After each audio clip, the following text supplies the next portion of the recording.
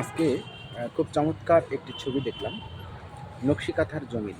এটি ঢাকা বিশ্ববিদ্যালয়ের আমার ভাষা চলচ্চিত্র উৎসব থেকে দেখলাম আর কি। ছবিটা টিএসসি অডিটোরিয়ামে। ছবিটা হাসান হাজিজুল হকের গল্প থেকে নেওয়া হয়েছে এবং এটি নির্মাণ করেছেন আকরাম খান। সম্প্রতি মুক্তিযুদ্ধের যতগুলো চলচ্চিত্র আমি দেখেছি তার প্রত্যেকটাই কম বেশি একই গল্প এবং একই প্যাটার্নে নির্মিত।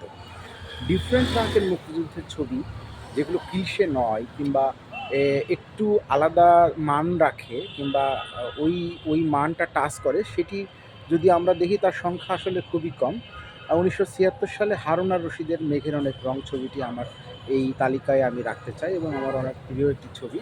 আর দ্বিতীয়ত তারেক মাসুদের মাটির ময়না, এটিও একটি গুরুত্বপূর্ণ ছবি, মুক্তিযুদ্ধের ছবি, ডিফারেন্ট ট্রাকের ছবি, ভিন্ন গল্প বলে। এবং আরও একটি ছবি আমি দেখলাম, মেঘমাল্লার। এটা জাহিদুর রহিম অঞ্জন দা নির্মাণ করছেন। কিন্তু এই ছবিটা নিয়ে আমার একটু অবজারভেশন আছে, এই ছবিটার ডিউরেশন অনেক বেশি হয়ে গেছে। গল্পের যে ধরেন আপনার আখতারুজ্জামান ইলিয়াসের যে রেইনকোট গল্পটা, সেই গল্পটা অনেক ছোট এবং ছবিটার যে বিষয়বস্তু সেই অনুযায়ী আরও একটু ছোট ডিউরেশন, অ্যাটলিস্ট 30 মিনিট ছোট যদি হইতো তাহলে এটা একটি ভালো চলচ্চিত্র হিসেবে আমার কাছে ইয়ে হতো। যাই হোক, এটা নির্মাতার ব্যাপার, কিন্তু আমি আমার কথা বলছি। এবং আজকে 17ই ফেব্রুয়ারি 2025 আমি দেখলাম নকশিকাঁথার জমিন। নকশিকাঁথার জমিন একটি গুরুত্বপূর্ণ ছবি, মুক্তিযুদ্ধের ছবি হিসেবে থাকবে। তো এটি মানে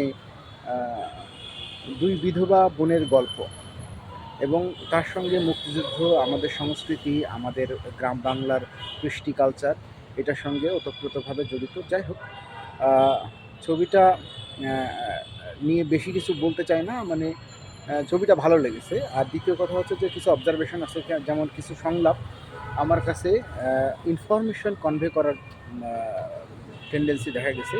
যখন কোনো সংলাপের মধ্যে দিয়ে কোনো তথ্যকে পাস করার প্রবণতা থাকে তখন ওই সিকোয়েন্সগুলো মার খায়। এটা আমার পার্সোনাল অবজারভেশন, এটা আপনারা একমত নাও হতে পারেন। আর দ্বিতীয়ত হচ্ছে যে কিছু লাইটিং এটা অতিরিক্ত মনে হয়েছে। প্রত্যেকটা মানে ঘরের ভিতরে লাইটগুলা যখন প্রবেশ করতেছে তখন আমার কাছে এটা অতিরঞ্জিত মনে হয়েছে। এছাড়া মোটামুটি কথা সব কিছুই ঠিক আছে। জয়া আহসানের অভিনয় এবং অন্যদের অভিনয়ে মোটামুটি কথা সাবলীলই আমি পাইছি আর কি। যাই হোক, আকরাম খান ভাই এবং তার টিমের যারা মেম্বার আছেন তাদের সকলের প্রতি আমার ভালোবাসা। অনেকদিন পরে একটা ছবি দেখলাম, ভালো ছবি দেখলাম। মুক্তিযুদ্ধের ছবি হিসেবে আমরা ডিফারেন্ট ট্র্যাকের ছবি আরও চাই। এই একই গল্প, একই প্যাটার্ন, এটা আসলে খুবই মানে অড মানে মনে হয়। যাই হোক, সকলের প্রতি আমার শ্রদ্ধা, মুক্তিযোদ্ধাদের প্রতি আমার গভীর শ্রদ্ধা। ধন্যবাদ।